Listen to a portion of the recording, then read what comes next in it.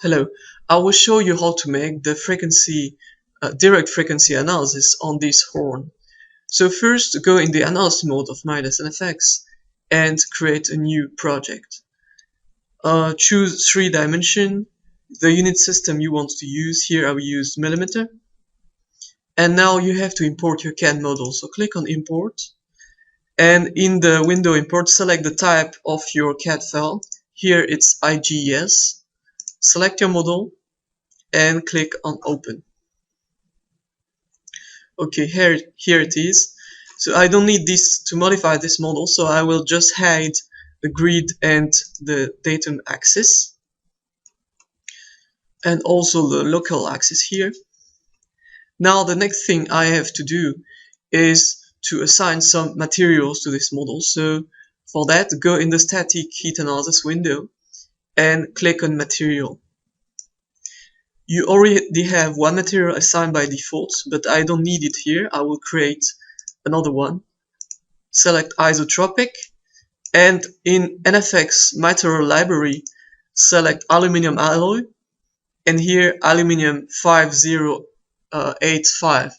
Here you have all the data, structural, thermal, and just click on OK to assign it to your model.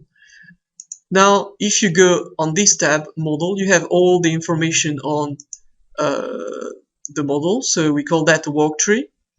And here you have the material you just created, so to assign it, just drag and drop it on your model. Now we will have to create a property which is going out with this material. So as it is 3D model, so we create a 3D property. In the property name, you can call it aluminium. You have to assign the material you already defined and associated material system. So click on OK, and it's done. Now I will send some boundary conditions to this model. So click on constraints, and the first thing we'll have to do is to pin this hole. So here, change the type of the constraints to face. Select these two faces and pin them. Click on apply. Now we'll have to fix also these two faces here. So for that, click on advanced, change the type to face, select these two faces, and you have to block the X displacement. So here you have the degree of freedom which are blocked. Select TX and click on OK. Now that the constraint is assigned to our model, we have to assign the load. So here we will do dynamic frequency analysis. So we have to assign dynamic load. So you have several types of dynamic load. You have time-dependent nodal force, time-dependent nodal velocity, nodal acceleration, and here just frequency-dependent displacement. So we will assign displacement to this face. So again, change the type, select face, select this face. It will be applied in Y direction. So uncheck this option and just enter 1. So this is the factor of multiplication of the force, and you have to enter the type of the frequency dependency, so real, imaginary, or magnitude phase. Here we will choose magnitude phase and enter the coefficient of the magnitude, which is 0.001. Click on OK to assign the load. Next step is to mesh the model. So for that you have to go in mesh. You have 1D, 2D, 3D mesh. So select 3D and select your model. You have 3 types of mesher. Here we will use just the high-speed tetra mesher. Click on this button to go in the advanced option, and you have a few options here. So the most important here is the high order element, so it will assign second order mesh to your model. So if you want accurate results, you always have to check this option. the thing is that it will take more time on your analysis. So I will uncheck it for this example, but you have to check it in order to get accurate results. So you can check the preview of the mesh. So the mesh size seems okay. I click on OK, and now the mesh is generated on my model.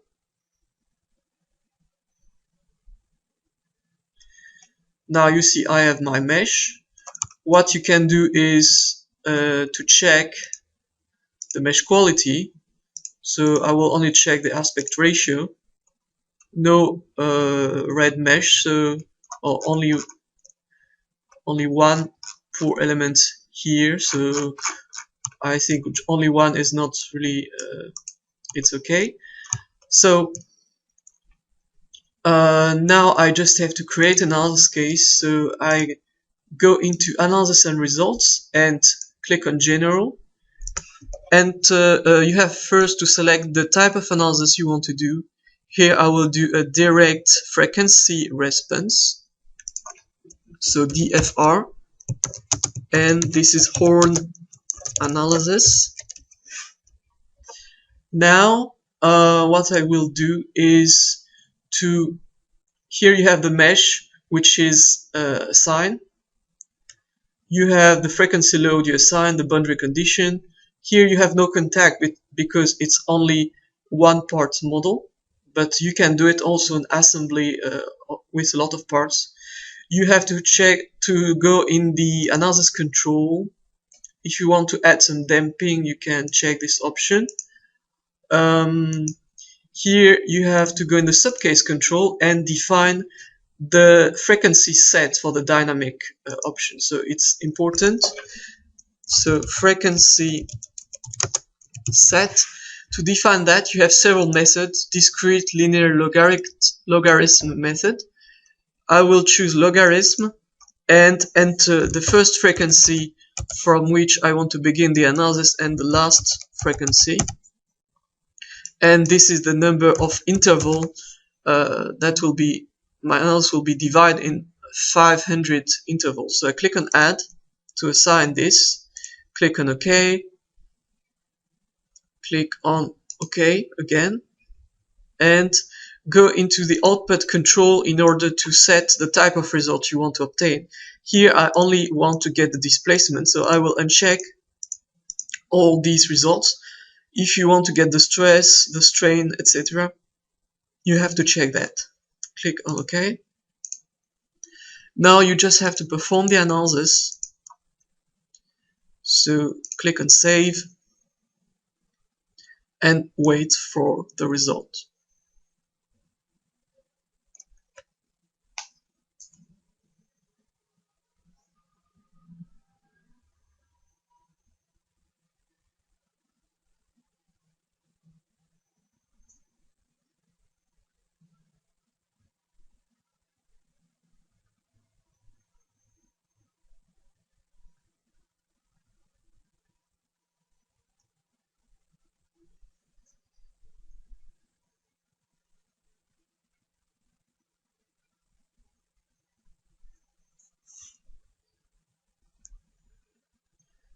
Okay, now the calculation is almost over.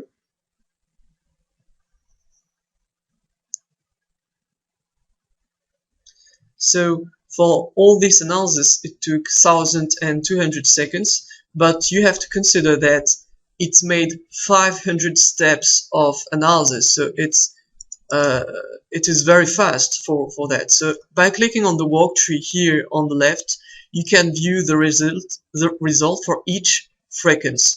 So this is the total displacement, and if you drag this bar, you can view the model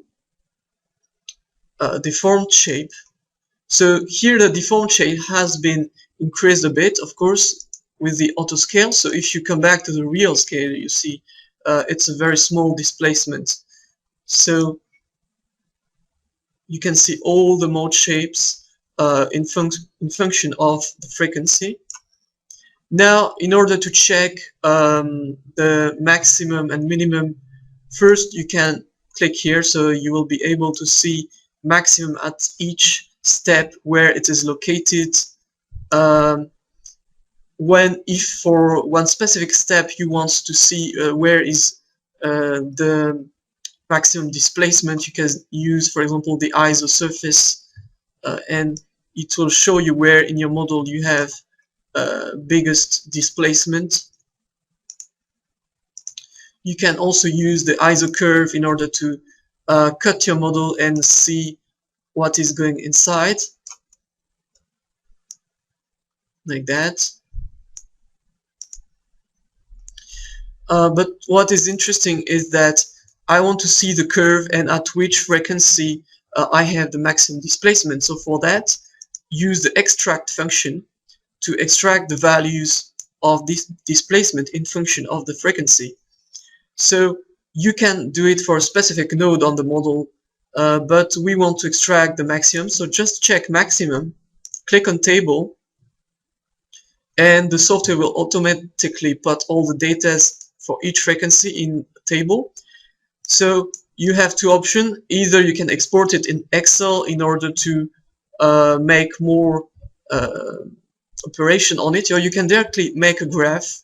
So you can enter a label for this y-axis. So this is the total displacement, and so total displacement information of the frequency. Click on OK, and you see you have your graph. So you see exactly at which frequency you have maximum displacement. So you see the maximum is around here. So, and you have a maximum displacement of 0.65 millimeter.